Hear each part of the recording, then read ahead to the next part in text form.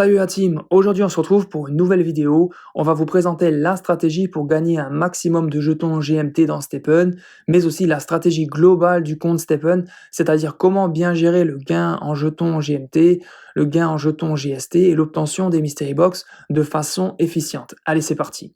Donc pour commencer, on va aller sur la basket rouge, c'est-à-dire la basket dédiée au gain jetons GMT dans Stepn. C'est une basket qui possède 2 sockets résilience et 2 sockets confort. On l'a acheté il y a à peu près plus d'un mois dans la marketplace de Stepn et je t'avoue qu'à la base, on cherchait une basket qui a 3 sockets confort et 1 socket résilience. On voulait surtout pas de socket efficacité ni de socket luck parce que cette basket-là, elle est vraiment dédiée au gain jetons GMT uniquement à cela. Donc on a trouvé celle-ci en fonction de ce qui était disponible dans la marketplace.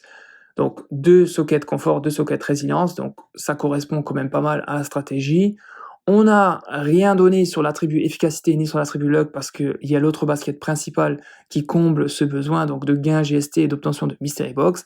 Celle-ci, on a vraiment tout mis les points d'amélioration sur l'attribut confort pour gagner un maximum de GMT à la minute et grâce aux 2 gemmes confort de level 2, ça nous donne un score actuellement de confort à 355.8, donc plutôt pas mal, au-dessus de 300, on est plutôt satisfait.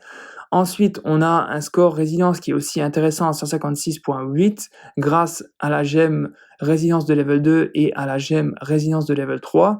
Donc, pourquoi on voulait au moins avoir un score plutôt au-dessus de 100 au niveau de la résilience? Parce qu'on veut utiliser cette paire de baskets rouge, donc principale pour le gain en GMT, majoritairement, quasiment tout le temps, sauf lorsque les 4 emplacements des Mystery Box se libèrent. Donc, je m'explique. Cette paire de baskets, on va l'utiliser la plupart du temps. On va gagner des jetons GMT et on a 20 énergies par jour, donc on a quand même une usure de la semelle qui peut aller assez rapide si on a un score résilience qui est très faible. Et du coup, ça veut dire qu'on va gagner d'un côté beaucoup de GMT, mais d'un autre côté, on va avoir beaucoup de GST à dépenser pour réparer la semelle de cette basket. Donc on voulait vraiment une basket qui ne s'use pas rapidement, ni au niveau de sa semelle, ni au niveau de sa barre HP, qui ne diminue pas beaucoup. Donc c'est le cas parce qu'on a un score élevé au niveau du confort, donc la barre HP, sa durée de vie diminue lentement, et on a un score élevé dans la résilience, donc sa semelle s'use lentement.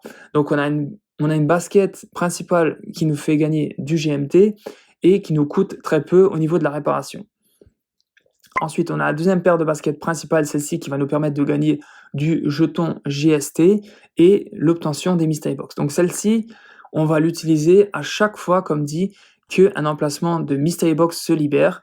On va vraiment faire attention à utiliser celle-ci dès qu'il y a un emplacement qui se libère et surtout pas cette paire de baskets parce que là, l'attribut luck est à 32 et du coup, ça nous donnerait des Mystery Box de qualité inférieure que ce qu'on pourrait obtenir avec cette paire de baskets qui a un attribut luck à 360.2. Et là, on sait qu'on peut obtenir des Mystery Box de level 5, de level 6, voire même de level 7, c'est possible. Et on sait aussi que lorsqu'on réalise une session de course de 20 énergies avec cette paire de baskets, on obtient environ 290 GST.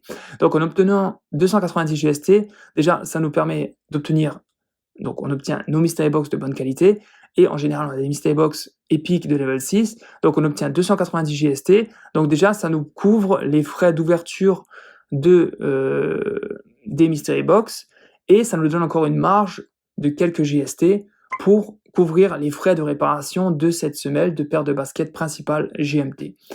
Donc, en ayant ces 2 paires de baskets, on devrait pouvoir jongler entre les deux sans avoir à faire de swap du jeton GMT vers du jeton GST. On espère que les gains en GST nous permettent de couvrir l'ouverture des Mystery Box et la réparation des semelles des 2 baskets. Donc c'est pour ça qu'on voulait avoir quand même un score assez intéressant sur l'attribut résilience, parce que si on utilisait cette basket quotidiennement, donc majoritairement tout le temps, la plupart du temps, eh ben, on aurait, oui, certes, beaucoup de gains en jetons GMT, mais on aurait aussi à chaque fois beaucoup de GST à dépenser pour réparer la semelle si on avait un score très faible. Et du coup, ça ferait qu'on devrait souvent faire du swap entre le GMT vers du GST, et voilà, on voulait éviter cela et pouvoir, comment dire, avec le gain généré en GST par cette paire de baskets principale, suffire à l'ouverture des mystery box et à la réparation de cette semelle, de cette paire de baskets dédiée au gain GMT. Donc j'espère que ça a été clair, sinon n'hésite pas à le dire en commentaire si c'est pas très clair pour toi ou si tu trouves que la stratégie n'est pas très cohérente ou si toi tu as une stratégie différente qui peut être intéressante à partager à la communauté.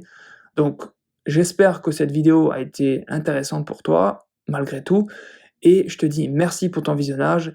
Bonne course, bonne aventure dans Stephen, bon gain en GST, GMT et en obtention des mystery box. Allez, ciao la team.